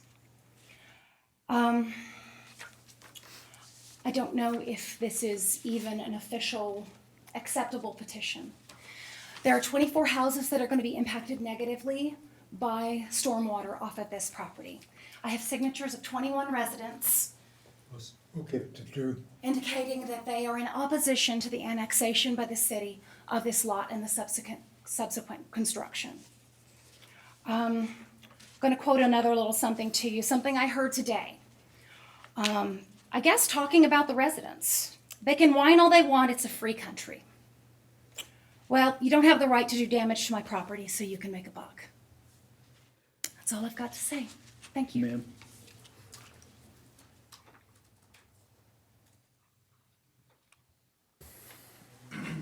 Anybody, that's the only 2 speakers I have. Did anyone else want to speak? I would like to speak. Sure. My name is Joshua Rogers. I live at 1712 Mountain Laurel. I'm one of the houses just south of this proposed development. I didn't sign the petition because I want more information. When I first saw the proposed platting, I'm a little concerned with the size of the lots on the south side of the new road they're going to create there. I don't see how they can provide much of a backyard, much of a buffer between my yard and their house. I'm extremely concerned about runoff, has already been mentioned. I can afford to do something about that, but it will impact my neighbors if I push that rainwater around me. It'll either impact the houses next to me or the houses across the street where everything feeds to. And those houses are at risk of flooding. I've always known this is a risk when I bought my house. In fact, I would get on and look to see if it was ever for sale at times, because I didn't want anybody building behind me. I never saw it pop up for sale at any point. So that was, never an option for me. I know that was kind of discussed in one of the earlier discussions, that why didn't they buy it if they really didn't want people buying there. That was not an option. I never saw it pop up. I've lived at that location for since 2011, and I've checked several times every year just to see if that was ever an option, and it wasn't. The fact that you're going to have smaller lots on that south side is not consistent with the rest of the neighborhood. In addition, you've got very large lots up in the heights, and you're sticking at homes in between those areas that really do not match the feel of the neighborhood, and it will negatively impact, for sure, the heights. It's going to negatively impact there, but it will impact our property values as well. Long run, that impacts the city's budget. When our property values go down, our taxes will go down, because I will make sure that it's assessed at what the property level is based on the market. The fact that this is outside the city, there are no utilities, I'm sure, no sewer. They're probably looking at accessing the water that's currently running up to the heights, but the heights is not utilizing sewer. They're utilizing septic tanks up there. So the fact that if we annex this now and they start building, we're going to have to either allow them to put septic tanks on there, or make them put in a sewer system, which would be quite expensive for the builder. So those decisions need to be made. I need more information to be able to really understand the impact this is going to have on my family. Can they build a 2-story home on that? If they can, at a 12% grade, I'm below them. They're going to be looking into my backyard. I've got 2 teenage daughters. Okay? They might be sunbathing out in the back. I don't know who's my neighbor behind me, and they can look through their upstairs window out down on my backyard. How big of a fence can I put up to block that?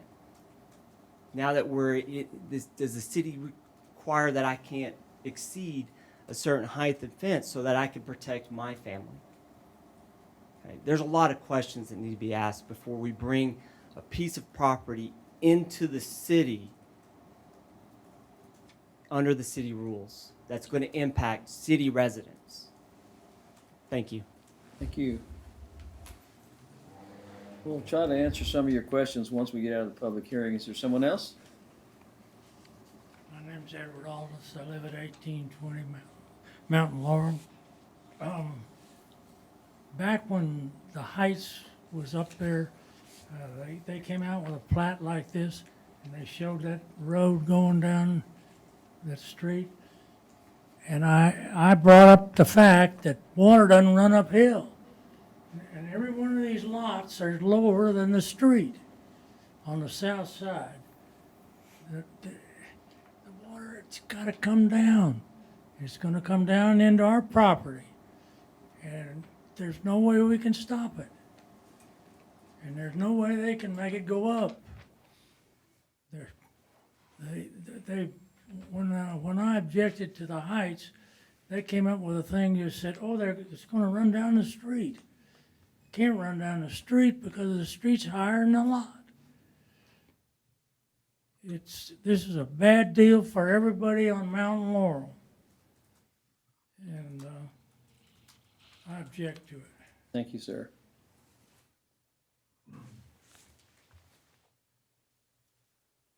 Public hearing? Are you making a statement, or are you asking me a question? Bruce Rickey, 615 Irvine.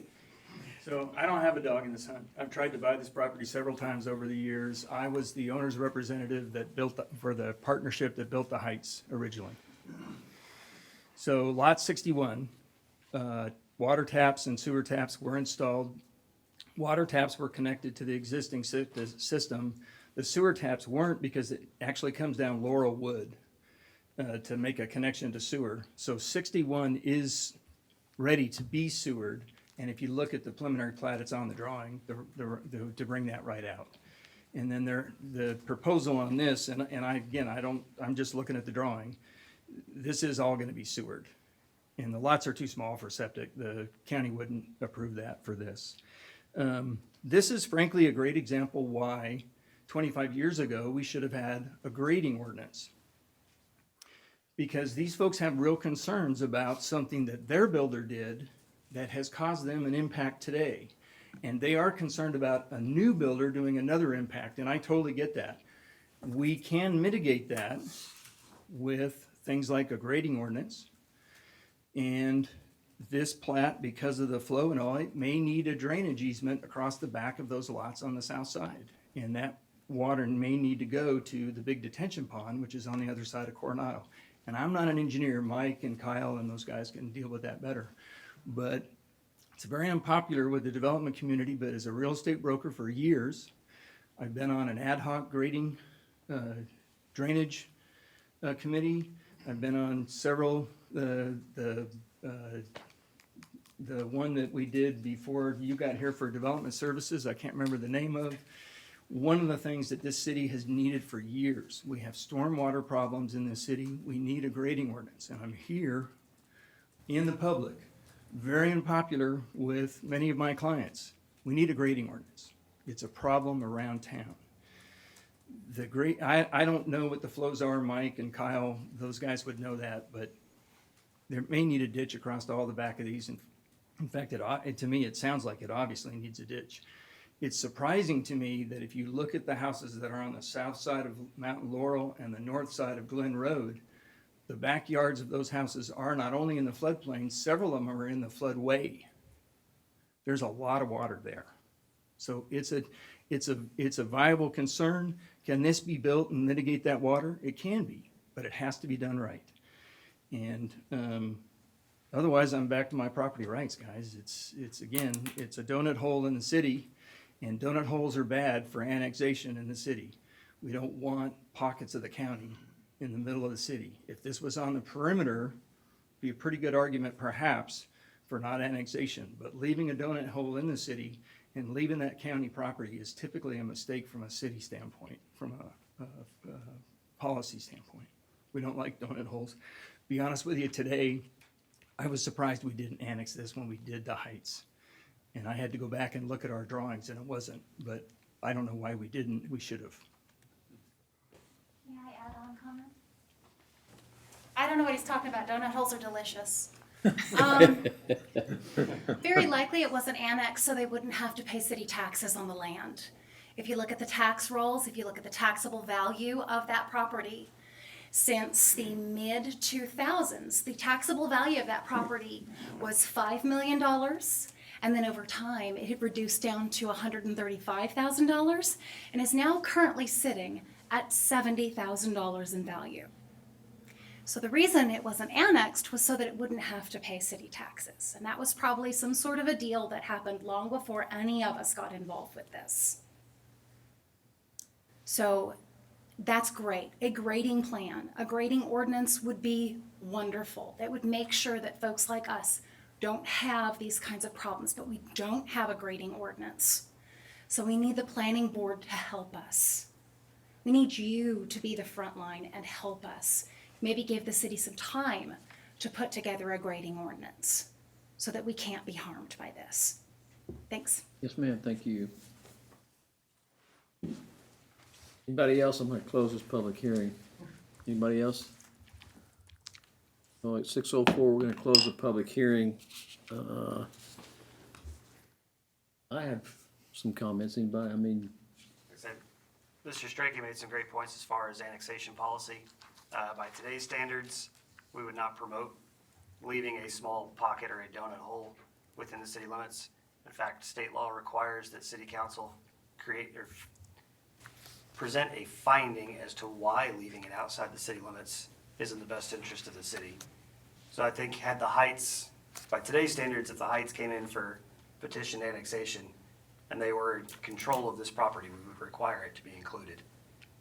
So the fact that it's not is a surprise. I haven't done the history on why it wasn't included. As Mr. Strachey said, he was working with that group at the time and didn't know either. By annexing it, it does require it to comply with all city codes.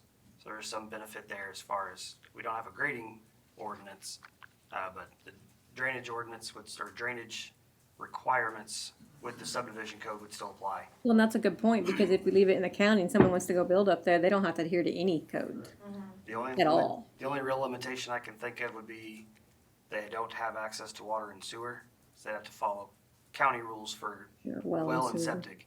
Beyond that, there is no regulation. You are correct. Well, I think we have a little bit of, this is a little bit different to me, this is a different situation than we had with the other two projects. This is land that is not in the city. You have substantial amount of city residents contiguous with this property that have voiced strong opinion against annexing this property. I think that, I mean, Bruce makes a valid point, but I think they make a very valid point. I went out there and took a look at this property today and drove all around. I drove in back of it. I drove up and down the street. I got out and walked around back there. And there is a significant risk in my layman mind of the exposure that they have from development. I mean, it's not insignificant. And it's a preliminary plat, it's an annexation. It's not a preliminary plat. I mean, it's just an annexation. Just annexation and zoning. They did provide the preliminary site plan. But Has staff looked at yes, the issues that they're gonna face when this is developed? the staff has reviewed the preliminary site plan, again, not to the level of a plat, but looking to see that it is compliant with the zoning code, generally meets the compliance with the subdivision code, but not to the T. Drainage plans will be required. That's up to the engineers to kind of identify what those requirements will be. Again, they haven't been studied at this level, this early on in the process. Mr. Wellborn, do you want to add anything to that? I'd say, based on the Mike Wellborn, 631 Water Street, if you look at the lots and then look at the lots adjacent to it, I have a separate concept when somebody else was trying to purchase this. And that 40, how many lots we got there? 40? What, about 40? I've got 83 lots planned on this property.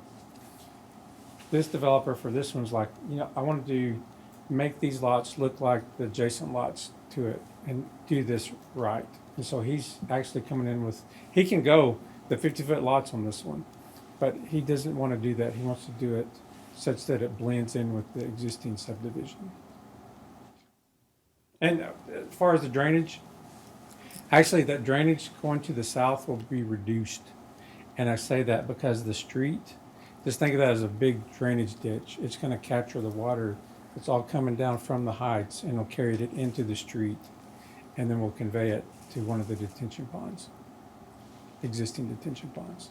Down the street, across the street. Coronado? Yes, or sir. down So when the heights was developed, I was at the city at the time, and we had them actually install, and Bruce was part of this.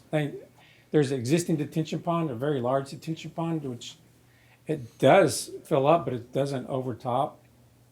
And then they built another 2 detention ponds upstream from that captures the drainage, such that that drainage was designed for this overall, with this in mind. This was actually preliminary platted or preliminary concept at the time that the heights was done. But it's A concept. and it's timed out, right? Yes. Yes. Yes. So one of those detention ponds is located right around here at the entrance to the heights.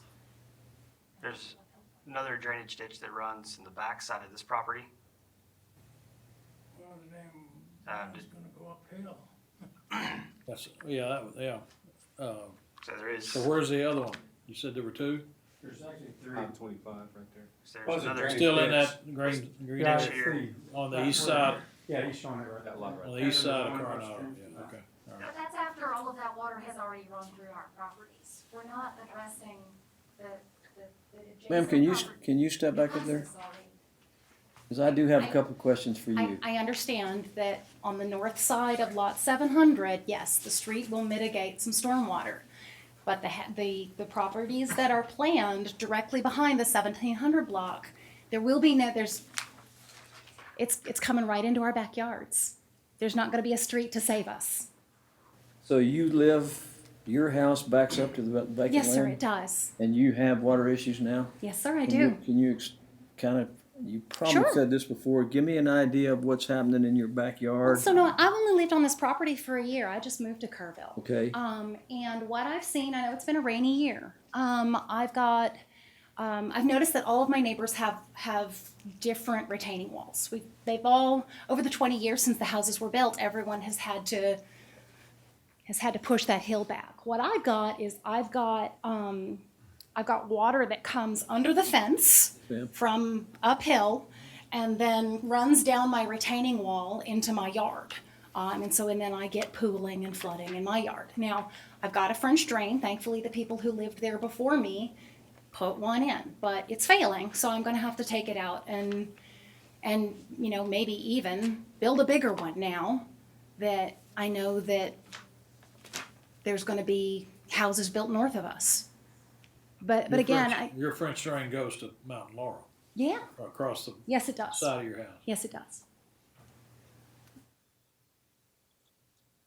Thank you very much. Yes, sir.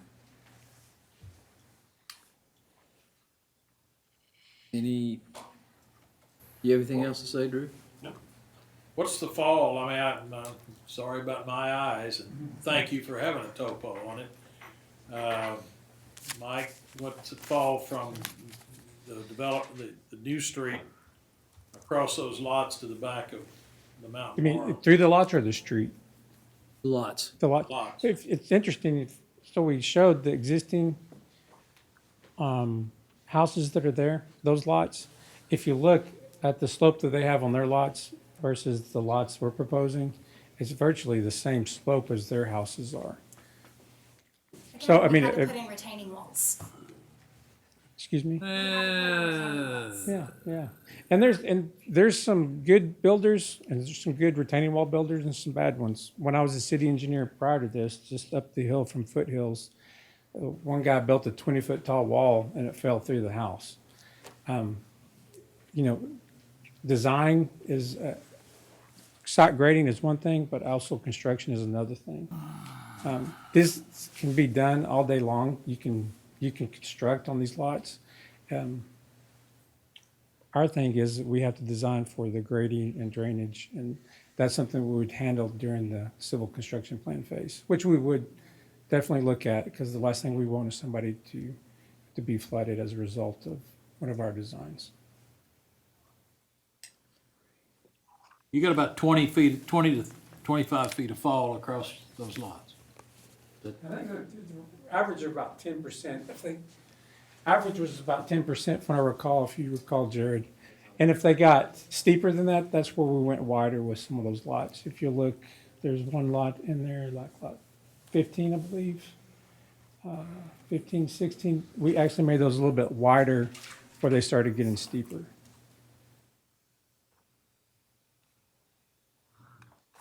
Mr. Jones, looking at these lots on the 1700 block, it looks like it's about 10 to 15, maybe 16 feet of fall from the curb to the back of the lot. That's the planned new lots? Yes, that's the existing topo. It's not design topo.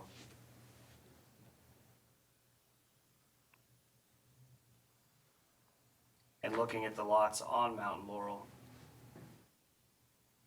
based on the existing topo, it's about the same, 12 to 10 feet of fall on these lots as well. And the lots on Mountain Laurel are about 150 feet deep. These are drawn at 140 feet deep.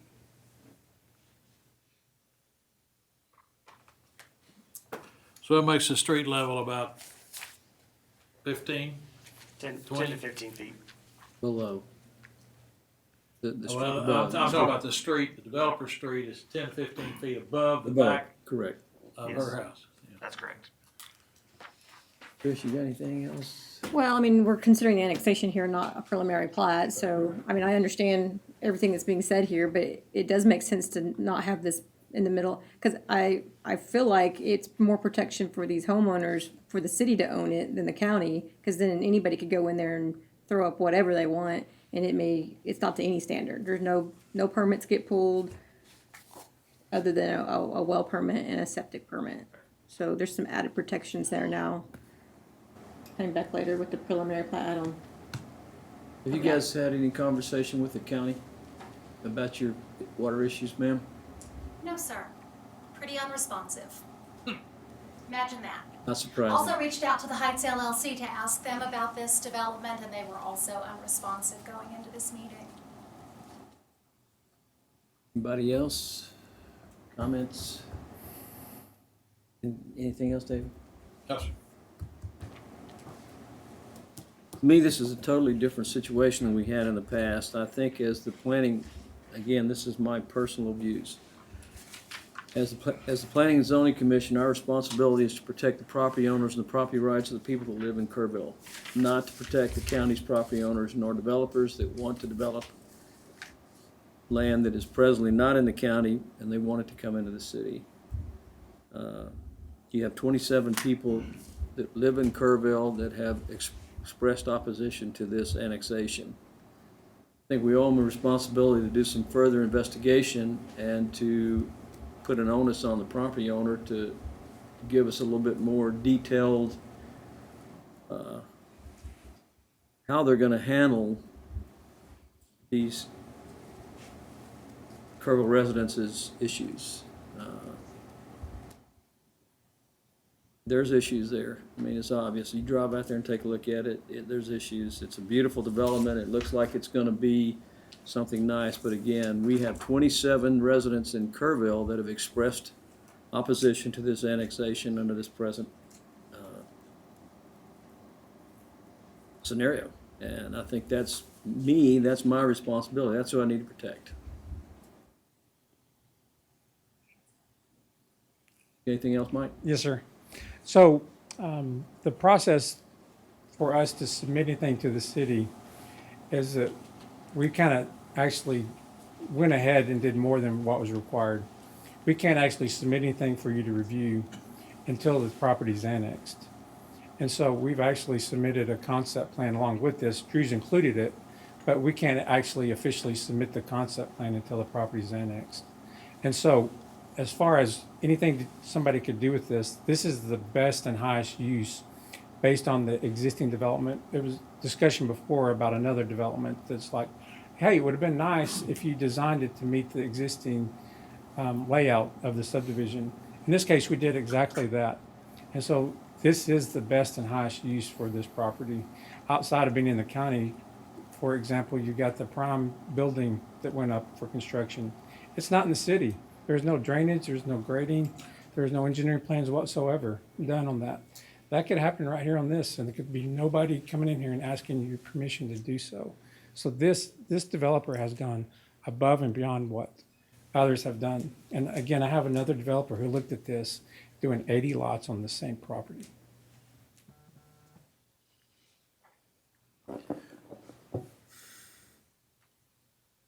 Anybody else? If not, I'm gonna see if there is a motion to approve the annexation. May I ask a question? Sure. I'm sorry. I know I'm hogging the microphone. Would it be possible to annex the property without zoning it R1?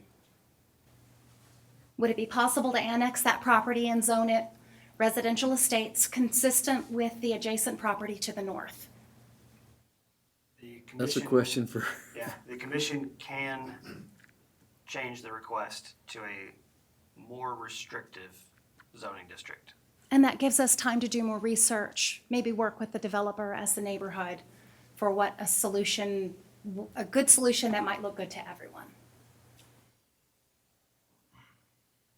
So I think the neighborhood could, I can't speak for the whole neighborhood, obviously, But I think the neighborhood would be willing to support annexation if it was RE and not R1, for now. That's kind of up to the petitioner.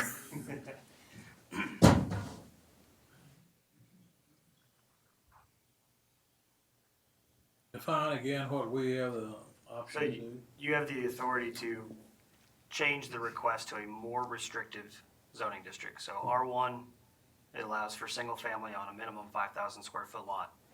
RE allows for single family on a minimum, I think it's 2 acre lot, I'll have to check the acreage. But it is a more restrictive, because it's less dense. And it is consistent with the heights, which is what's to the north. Or you could annex it as ag, which is restricted to one home and agriculture uses. Real quick, do we have to annex first and then request the zoning, or do we do it concurrent today? You can do both. So the request is concurrent, annexation with R1 zoning. The question was, can the commission change that to annexation and RE zoning? In which case you'd have to come back for a second zone change. That's correct. Can we do it just annex? Has to have some Yeah, zoning. It has to have some zoning. zoning. So the default without a zoning request would be to zone it ag. Is it, I would just say that cows. what the existing zoning we're butting up to is Is R1. R1. Okay. That's correct. But you have RE on the other side. Whoa. Oh, what's there now is our. Village Glen is R1, the Heights is RE. The land, the proposed annexed land is county, therefore it's. no zoning. No zoning. No zoning. That's correct. Okay. But we have RE on one side and R1 on the other. That's correct.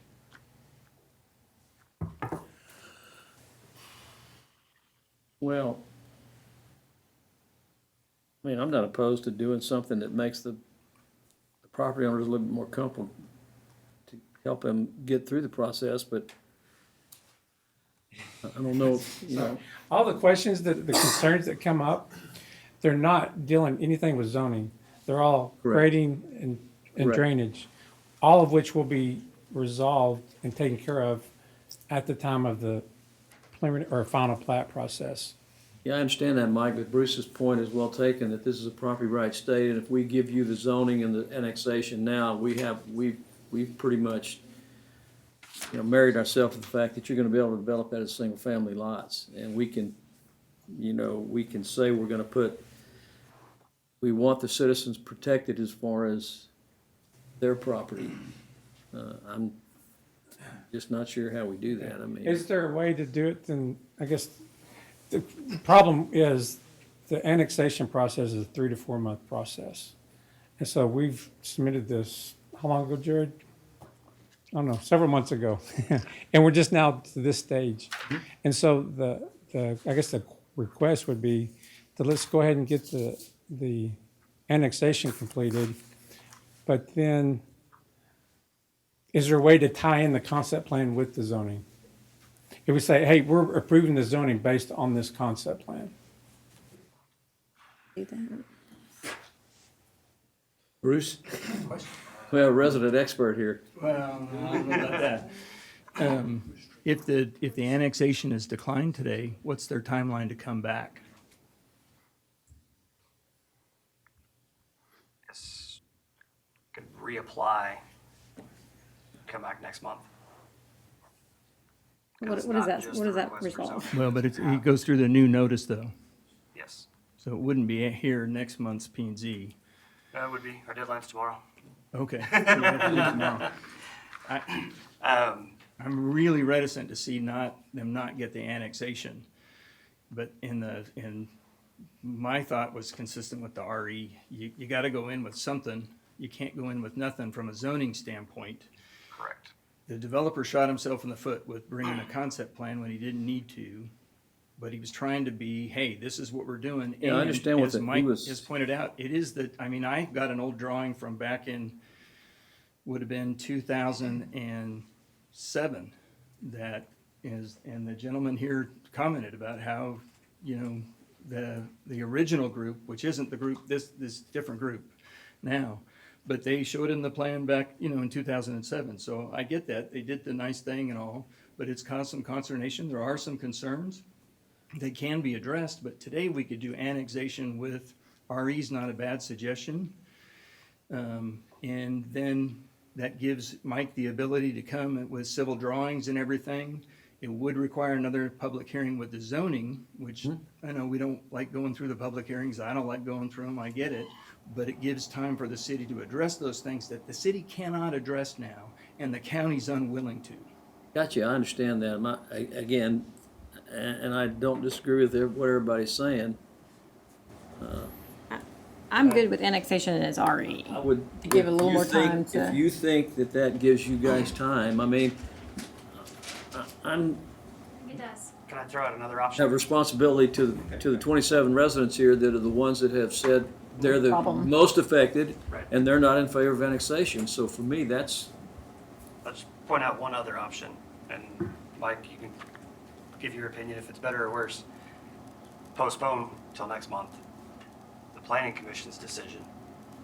Let them have their discussions and work it out and come back. That way it only adds a month delay rather than finishing the annexation 3-month process and come back for another 3-month zone change process. but let them work it out with who? But Mr. Wellborn's team continue working on their drainage design to present to the neighbors and come back to the planning commission next month for the same request. I can answer that. And that I'll go on the record. You can quote me. Put it in the minutes. There will not be a drainage impact that adversely impacts the downstream neighbors. I will guarantee that. Because if that did that, I would no longer have a business. That's not going to be a problem. Whether or not you have a business doesn't matter if my house is ruined. Right. But it's not going to be ruined because Know of what you're gonna this say, say it. development. Thanks a lot. I know what you're gonna say it. Go ahead, leader. No, you do it. It's better, you're going to guarantee that, or it will be better than it is now. Correct. Now, not just after the houses are built that it will be. Correct. And the reason I can say that is because where the road comes in, think, you look right now, 160, all the way up to the cul-de-sac area and the heights. All that drainage comes down and hits the back of their lots. I'm gonna be capturing all that into the street. And all that water that comes down to the back of their houses, we're gonna capture into the street and then take underneath the road into the detention pond. Drew? Yeah. What's this up? Is this what you're talking about?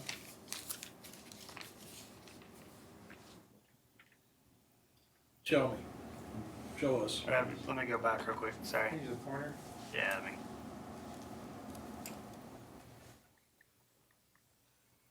Too far. So what he's saying is,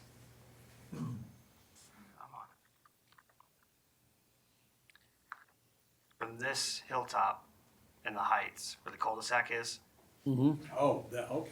all of that area drains down through this property. Correct? Correct, yes. Through foliage, through trees.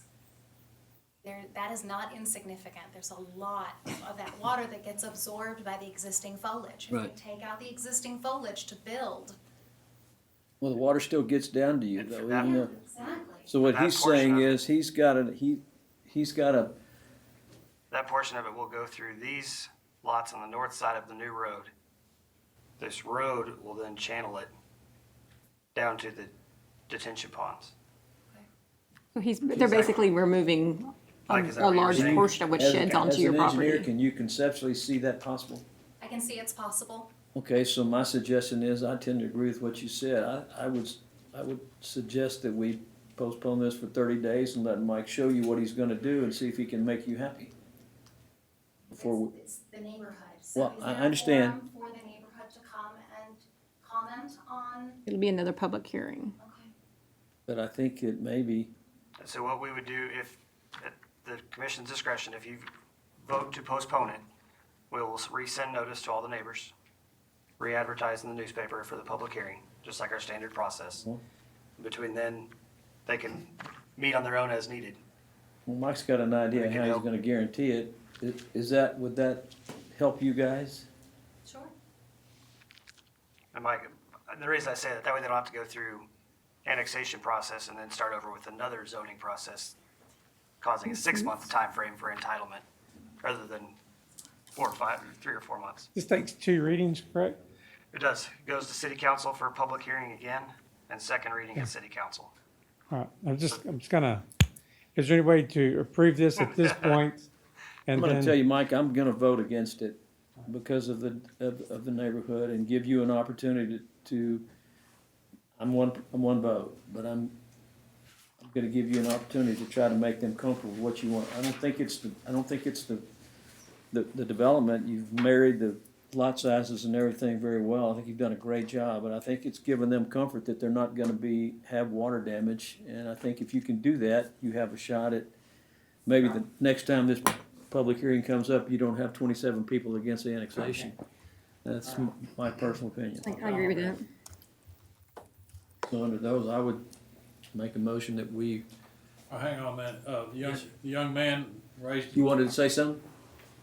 I just wanted to add that. Sorry, go ahead and come up to the microphone. Come up to Mike.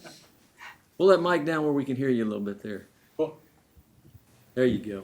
I just wanted to add that the removal of trees and just about all plants from that wild area back there will also cause a lot of exposed dirt.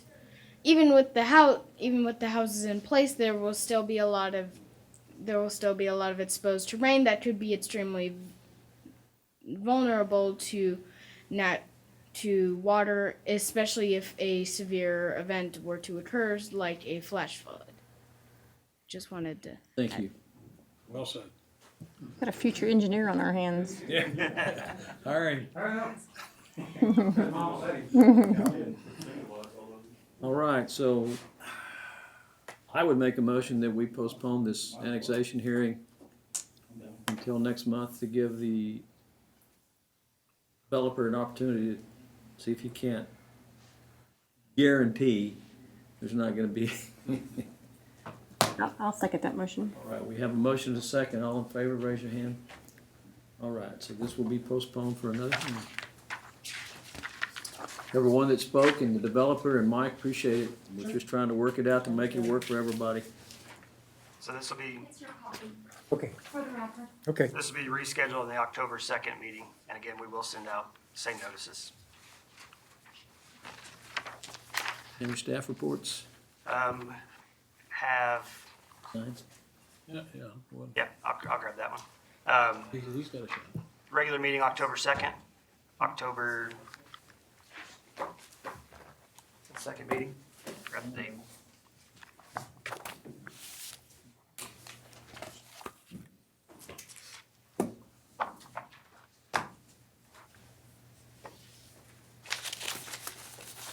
Sorry, not October 2nd, that's Saturday. Let's try October 7th. Okay. Be that next meeting. And then October 21st, tentatively scheduled a zoning code update for some line items that we've come across over the last 12 to 18 months. Just want to update the zoning code. That will include the discussion on posting notice on the properties, the signs that we talked about for Cool. public hearings, and several other kind of cleanup items that we've run into. So, Anybody else have anything, guys? Yes, sir. Do you want to talk about that overlay? I don't have an answer on that one.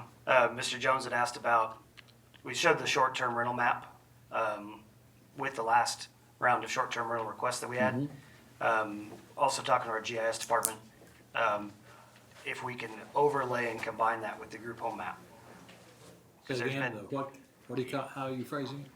to overlay that with the mapping of the group homes. There's been a lot of question about the group homes versus short-term rentals. Yes. They are not one and the same, but as far as proximity and discussion of how they may or may not impact. Yeah. I just thought it would be very beneficial. I agree, Yeah, absolutely. see the impact. But have not gotten that through our GIS department. I was out for a couple weeks and he was out for a couple weeks, so we'll get there. Anything else? Appreciate you guys' work, all you guys, all staff work. I know this is a lot coming at you, and you got a bunch of novices up here except for Trish. She knows what she's doing, but anyway, this meeting is adjourned. Thank you, guys. Thank you.